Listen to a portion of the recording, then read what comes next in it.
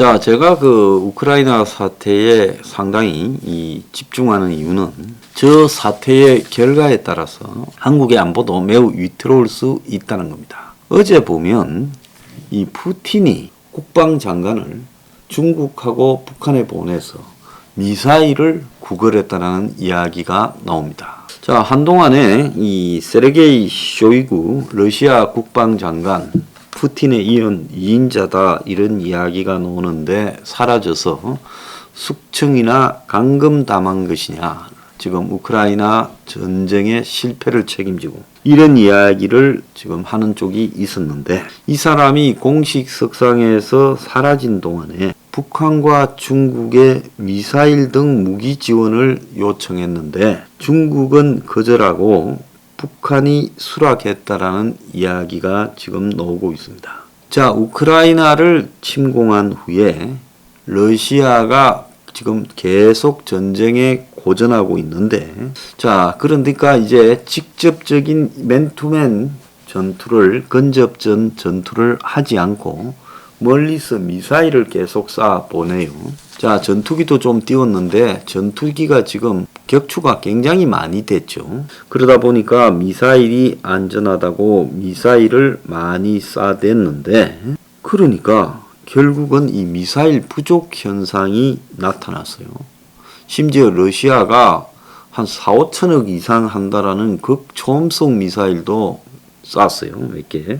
그러니까 지금 이 소진된 미사일과 화약, 탄약 등을 부탁을 하러 지금 국방장관이 그 만만한 중국하고 북한을 방문했는데 중국은 거절했고 북한은 수락해서 러시아 국방장관이 북한에 오랫동안 머물렀다.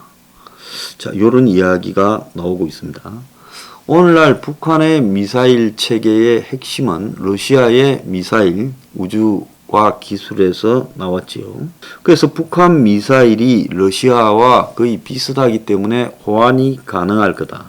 그래서 러시아의 기술 지원을 받아서 북한이 70년대부터 미사일을 만들어 왔고, 올해 들어 발사한 KN-23, 24 미사일 역시 러시아가 우크라이나를 공격하는 데 사용한 이스칸데르 미사일을 개량한 거예요. 그 이스칸데르란 말이 러시아 말이잖아요. 그래서 이 유엔 안보리가 지금 북한의 해외 무기 수출을 전면 금지하고 있는데, 북한은 지금 우크라이나 전 이후에 전폭적으로 모든 부분에서 러시아를 지지해왔어요.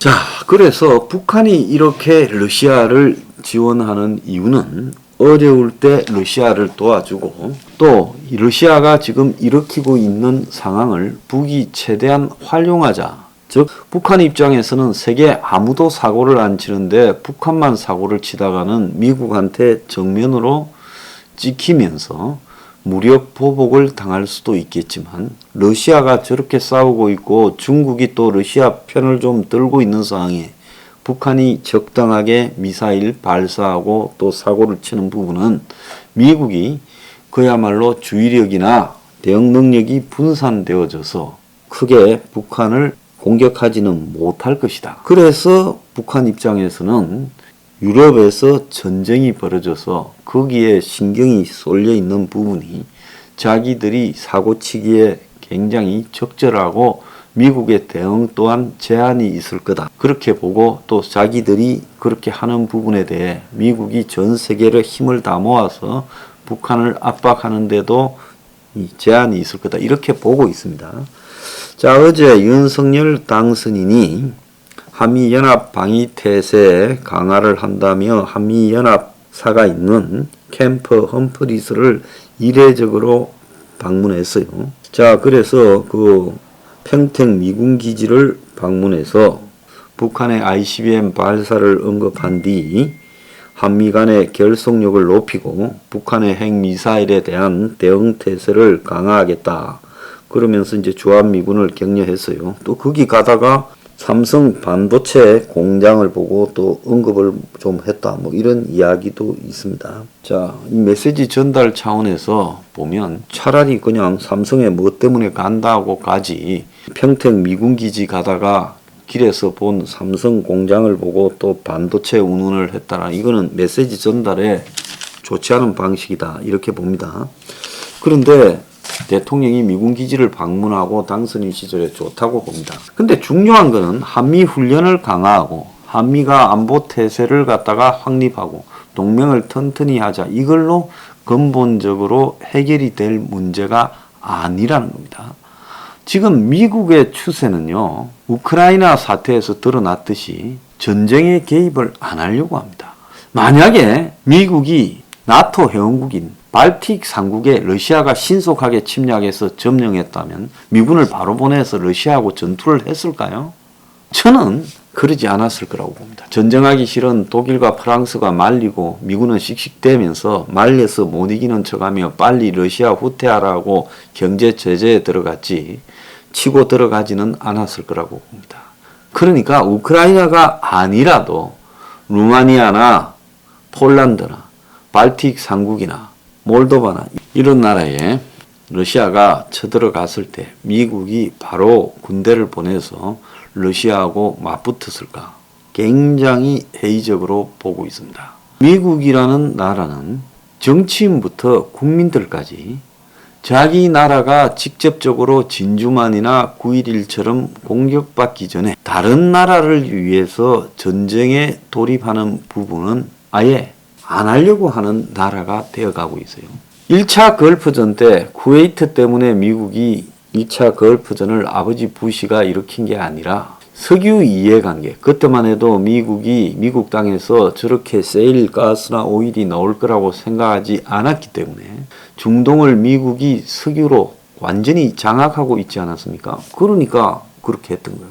자, 그런데 미국에서 이제 세일가스하고 오일이 나오니까 미국이 세계 최대의 산유국이 되니까 중동에 이제 가치가 필요 없다 해서 중동에 발을 빼버리니까 지금 시리아부터 예멘부터 뭐 난리가 난 거 아니에요? 이라크, 이란도 복잡하고요. 그래서 중동이 아수라장이 되어버렸습니다. 자, 그러니까 미국이 그동안에 중동에 관심을 가지고 있었던 것은 기름 때문이었던 것은 맞지요.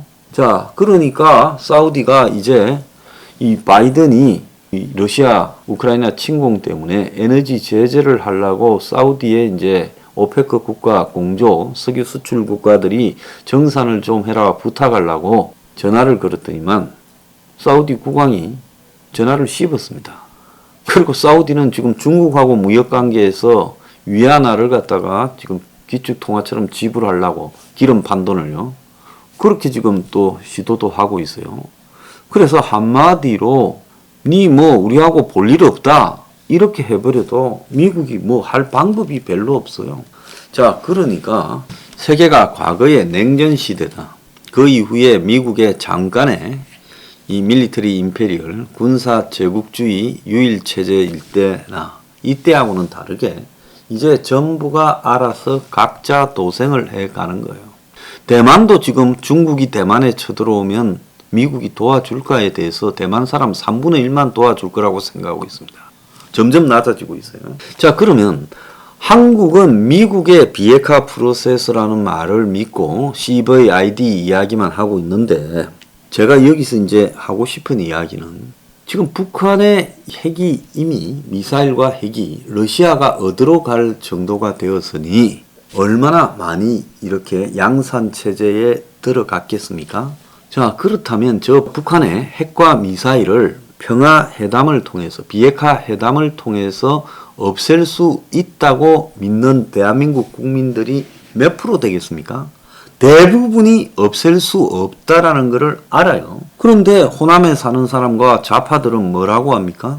아니 그래도 말이야 평화적으로 비핵화 회담을 해나가야지 그렇다고 뭐 북한을 칠 거야 전쟁을 할 거야 요래 말합니다. 자, 그걸 어쩔 수 없다, 없앨 방법이 없다는 걸 알면서도 이 보수 진영에서는 앵무새처럼 CVID에 의한 비핵화 프로세스를 외칩니다. 지금 윤석열도 그랬고 박근혜도 그랬고 이명박도 그랬고 보수 정권에서 내내 그랬고 시간이 경과하는 동안에 이제 과거하고는 비교할 수 없는 대량 양산 체제까지 갖췄어요. 북한은 김정은이가 10년 안에 잘 먹고 잘 살게 해주겠다 했는데 한 10년쯤 전에 나왔잖아요. 근데 10년이 더 지났는데 잘 먹고 잘 살기는 그때보다 훨씬 원해졌는데 유일하게 남아있는 거는 미사일하고 핵밖에 없습니다.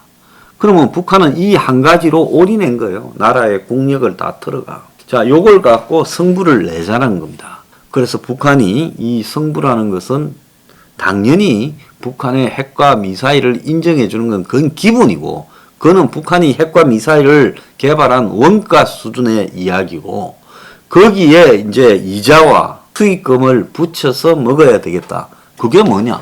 북한의 경제를 너들이 지원해라. 이제 이런 이야기를 하는 겁니다. 앞으로 북한에 대해서 뭐라고 하려 그러면요. 그러니까 북한은 핵을 사실상 없앨 방법이 없으니까 미국이 비핵화라고 말을 하면서 인정하고 있는 거고, 진짜 중요한 거는 여기서 우리가 핵은 어차피 시간만 계속 앞으로 더 5년 10년 가면 사실상 핵 보유국이 되는 거고, 이제 미국이 사고 치지 말라고 한국하고 일본하고 다 모아서 지원해 주는 거다. 이걸 끌어내려고 하는 거야. 자, 그러면 이제 한국은 어떻게 해야 되냐? 이거는요, 그야말로 언제 사고 칠 줄 모르는 저 북한을 갖다가 머리에 이고 살아야 되는, 그러면서 주기적으로 상납을 해야 되는 더러운 꼴이 됐습니다. 미국의 북한에 대한 이해관계와 한국의 이해관계는 확연히 달라요. 핵 문제에서. 미국은 북한이 미국을 향해서 핵을 쏠 일이 없다고 확신합니다. 왜? 그러면 그때는 죽여버리면 되니까. 그리고 격추시키면 미국이 피해를 얻을 일도 별로 없다고 봅니다. 그냥 겁주려고 뭐 ICBM이 미국 본토까지 날라온다 하지, 날라와도 미국이 그 북한이 뭐 ICBM을 수십 발을 한 번에 쏠 일도 없을 것이고 요격이 거의 될 겁니다. 다만 일본과 한국은 이거는 요격이 첫째 불가능합니다. 일본은 그래도 조금은 거리가 있죠. 한국은 요격이 불가능해요. 때리면 맞는 수밖에 없어요. 그래서 지금 북한이 한국에 국지전을 벌이고 제한된 서해 오도나, 그리고 거기에 저위력의 전술핵을 써가지고 한국을 완전히 겁을 주고 북한이 핵을 쓸 수 있다는 걸 가지고 미국이나 일본을 협박하는 용도로 쓸 수 있다는 겁니다. 일본도 지금 북한 때문에 머리가 굉장히 아프지요. 자, 북한이라는 저런 이 나라가, 일본 사람들은 북한을 엄청 싫어하죠. 아마 한국 사람보다 일본 사람이 북한을 더 싫어할 겁니다. 근데 저런 데서 핵과 미사일을 가지고 일본으로 한 700~800km만 날리고 1000km만 날리면 날라오는데, 그런 걸 수백 개 갖고 있다? 거기에 핵을 실을 수 있다? 자, 일본 답이 안 나오죠. 일본은 핵기술에 있어서는 나카소네가 옛날에 50년대 때 어원일 때 미국하고 협의를 해가지고 상용 핵기술을 갖다가 이렇게 사용하기로 해서 원자로를 오래전부터 만들어 왔고, 그리고 또 80년대는 프라자 합의를 할 때 84년입니까? 그때 원자력 재처리 기술을 갖다가 허용받아 가지고 재처리용 원자로를 만들었습니다. 그래서 오랫동안 엄청난 이 시행착오도 하면서 돈을 수백조를 들이면서 그 실험을 해왔어요. 그래서 일본은 원자로에서 폐 연료를 만들어내서 플루토늄, 그걸 돌려서 이 핵을 만드는 걸 다 시스템을 갖추고 있습니다. 그리고 언제든지 만들 수 있어요. 6개월 안에 만들 겁니다. 자, 그런데 한국이 혼자 이런다면요, 한국이 미국이 난리를 치고 이러겠지만 일본하고 같이 해야 된다. 여기서 중요한 거는 일본은 전범 국가이기 때문에 핵을 먼저 만든다 소리를 절대 못합니다. 그러니까 누군가가 바람을 잡아서 한국과 일본이 공동으로 핵을 만든다. 이렇게 하게 되면 일본은 먼저 말을 못하지만 확 끌려오게 돼 있어요. 그러면서 이것은 북한의 핵위협 때문이다라고 분명한 그 핑계와 이유가 있는 겁니다. 그래서 둘이가 미국 보고 우리가 공동 개발하겠다고 나가고, 그럼 미국이 안 된다 이렇게 하면, 아니 그러면 너가 한국하고 일본에다가 핵을 갖다 놔라. 그리고 우리가 싸움할 때 언제든지 쏠 수 있게 해라고 양측이 그렇게 말하면 되죠. 세계에 일본하고 한국만큼 북의 위협을 받는 나라가 어디 있냐. 너의 위협과 일본과 한국이 받는 위협은 차원이 다르다. 이렇게 이야기해서요, NPT 탈퇴해버리고 자국을 지키기 위해서 자유용 핵을 만들겠다. 이렇게 나가면요, 이제 제일 곤란해지는 게 중국입니다. 중국은 한국과 일본이 핵을 가지면 이게 답이 없는 거예요. 특히 중국은 일본이 핵을 가진다는 데 대해서 상상도 하기 싫을 거예요. 그러면 중국이 북한 정권을 흔들어 쓰든 어쩔 쓰든 핵이 없다고 만드는 노력을 시작할 거 아닙니까?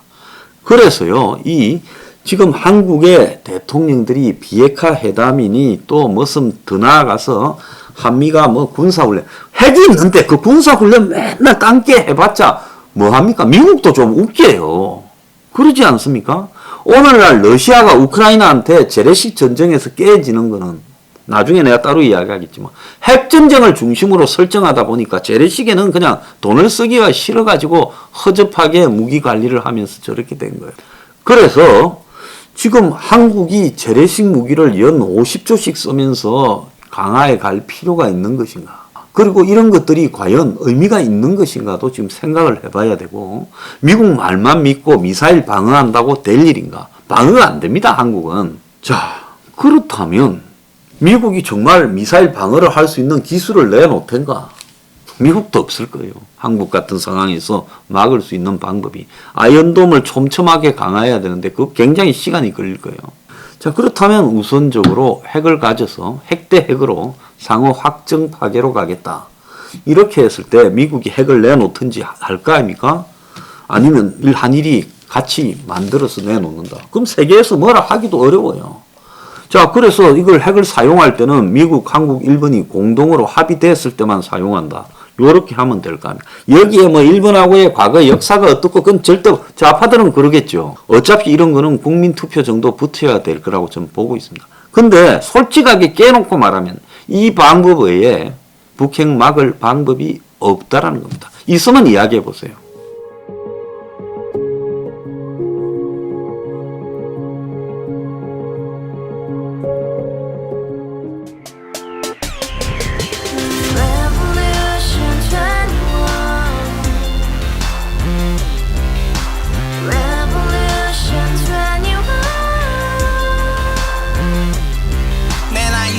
월세 30 코인빚만 300 서울에 온 지 벌써 10년 아둥바둥 버텼지만 여전히 난 반지 하에 제왕 곰팡이 연문제약 내비랑 깡통망통 완전히 폭망 고시원 창문만큼 작아진 내 꿈 연애 결혼 내 집 모든 게 헛꿈 1년 전 떠난 여친 울며 말했지 같이 써봤자 평생 가본 게 꼭꼭꼭하지 가바후스 700 나도 소유주 가바후스 700 나의 소주 핵시기사 우라부지 마트캐셔 울어무니 우리 집안 다 털어봤자 후줄 그래 개선민 내 미래 거기서 팍 끝난 거지 팍 더 이상 노력 따윈 괴물이 스펙 찾아서 말리 비오는 날 알바 잘려 맨날 학원 날 개쳐 발려 밤비 내리는 양화대교 홀로 걷고 있을 때 현수막에 아로 새겨진 평당 700짜리 아파트 다같이 소리 질러 혁명 21 가바후스 700 나도 소유주 가바후스 700 나의 소주 live together in the house, brand new day, and your dream had just begun. Yeah. Revolution 21.